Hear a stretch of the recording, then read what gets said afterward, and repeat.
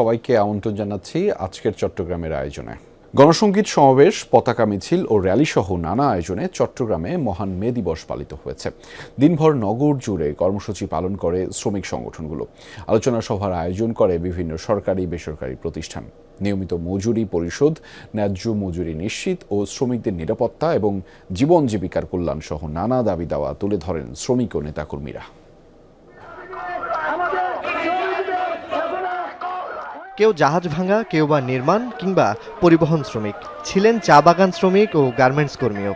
মহান মে দিবস উপলক্ষে লাল পতাকা হাতে সকলে সমবেত হয়েছিলেন নগরীর চেরাগি পাহাড় এলাকায়। মহান মে দিবস উপলক্ষে বাংলাদেশ ট্রেড ইউনিয়ন কেন্দ্র চট্টগ্রাম আয়োজিত অনুষ্ঠানে গণসংগীত ও শ্রমিক সমাবেশের মধ্য দিয়ে নিজেদের প্রাপ্য অধিকার ও ন্যায্য মজুরি নিশ্চিতের দাবি জানান তারা। দাবির পর দাবি দিয়ে যায়, মেহনতি শ্রমিকের কখনো সফল এখনো হয়েছে বলে আমাদের মনে হয় না। শ্রম আইনে যা আছে সবগুলো আমরা মনে করি দ্রুত বাস্তবায়ন করা দরকার। এই যে আপনারা বৈষম্য করে রেখেছেন, বৈষম্যগুলো যাতে আমরা উঠে আসতে পারি। বেলা বাড়ার সাথে সাথে মিছিল নিয়ে দলে দলে যোগ দিতে থাকেন বিভিন্ন শ্রমিক সংগঠনের নেতাকর্মীরা। অবিলম্বে শ্রম সংস্কার কমিশনের সুপারিশ বাস্তবায়ন সহ কয়েক দফা দাবি জানান শ্রমিক নেতৃবৃন্দ।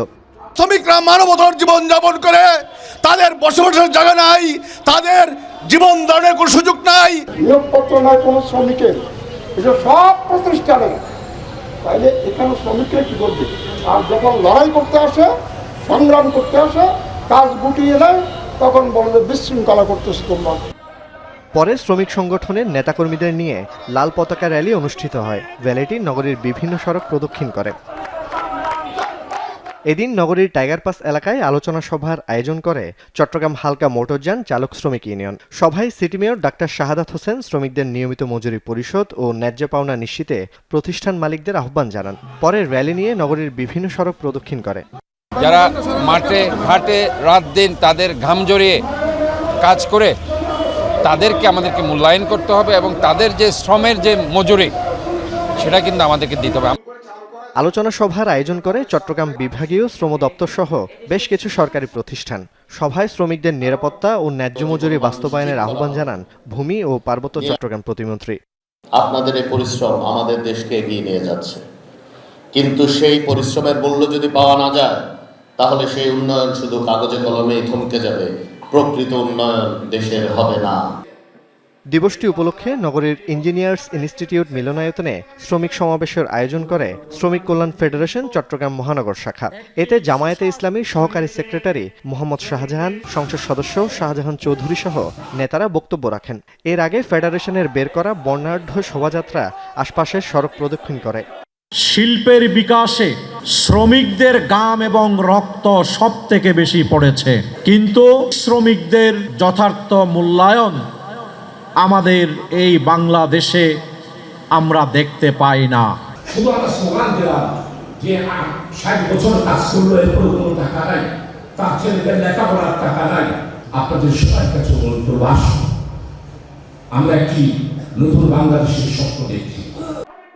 মে দিবসে নানা কর্মসূচি পালন করেছে আরও বিভিন্ন সংগঠন। চট্টগ্রাম মহানগর শ্রমিক দলের বের করা শোভাযাত্রা কাজীর দেউরি সহ আশপাশের সড়ক প্রদক্ষিণ করে। পরে অনুষ্ঠিত হয় বিশেষ আলোচনা সভা।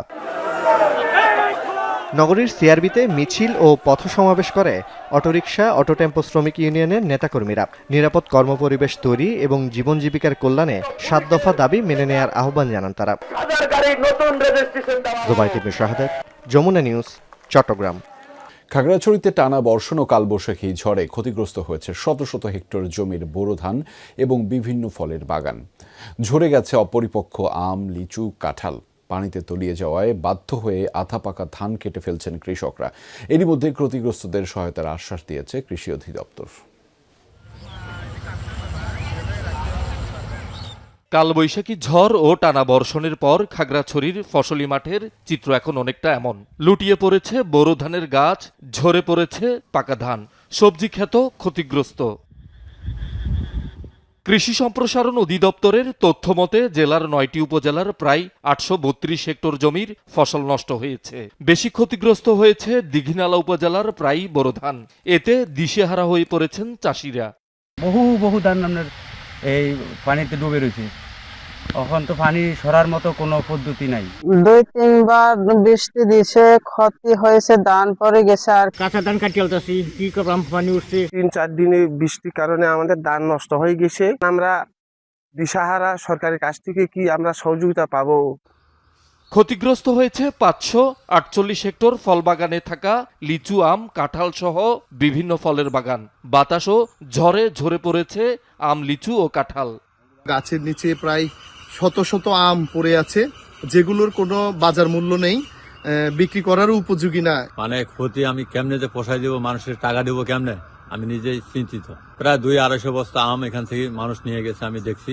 ক্ষতির পরিমাণটা আমাদের পুষে উঠতে খুবই কষ্ট হবে। তবে আমাদের প্রতি যদি কৃষি মন্ত্রণালয় বা কৃষি অফিস থেকে যদি আমাদেরকে সহায়তা করতে, তাহলে আমরা যারা আম চাষিরা আছি তাহলে সুবিধা পেতাম।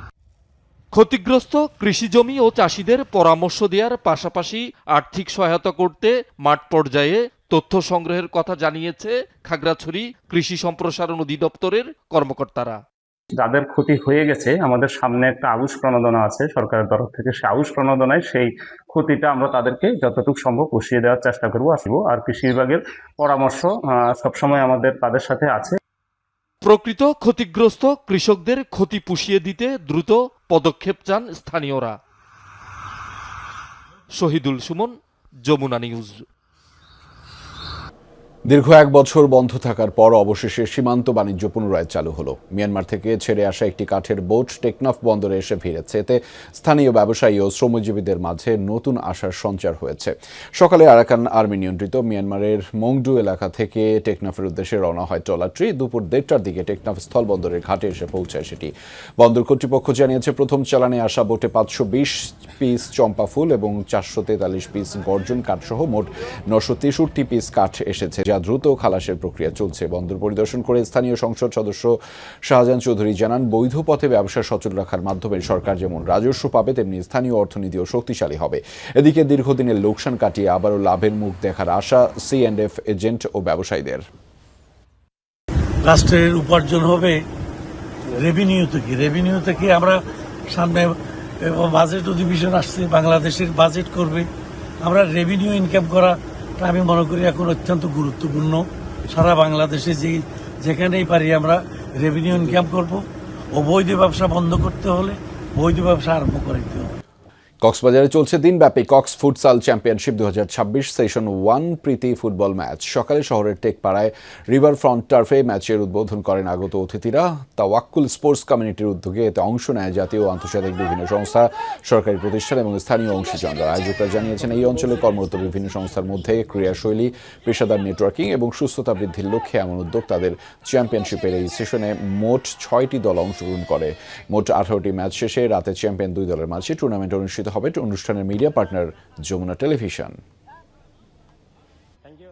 ধর্মপ্রাণ মুসল্লিদের অংশগ্রহণে চট্টগ্রামের 16 শহরে সুন্নিয়া মাদ্রাসা মাঠে অনুষ্ঠিত হয়েছে মিলাদ মাহফিল। আঞ্জুমানে রহমানিয়া আহমাদিয়া সুন্নিয়া ট্রাস্টের উদ্যোগে সৈয়দ আহমদ শাহ এর 67তম ওরস উপলক্ষে দিনব্যাপী নানা কর্মসূচির পর মূল অধিবেশন অনুষ্ঠিত হয়। এতে city mayor doctor Shahadat Hossain, সংসদ সদস্য এরশাদুল্লাহ সহ অনেকে বক্তব্য রাখেন। ভিডিও কনফারেন্সে যুক্ত হন আল্লামা সৈয়দ মোহাম্মদ সাবির শাহ। মুসলমানদের অস্তিত্ব রক্ষার, ঐক্য প্রতিষ্ঠায় এবং দ্বীনি প্রতিষ্ঠানগুলোর ভূমিকা তুলে ধরেন তারা। পরে দেশ জাতির মঙ্গল কামনায় বিশেষ মোনাজাত করা হয়।